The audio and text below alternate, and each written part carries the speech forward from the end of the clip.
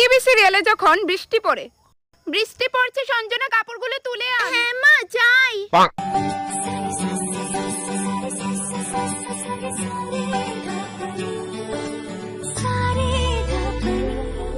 যা তো ভাই ঢং করিস না, আমি সিঙ্গেলই ঠিক আছে।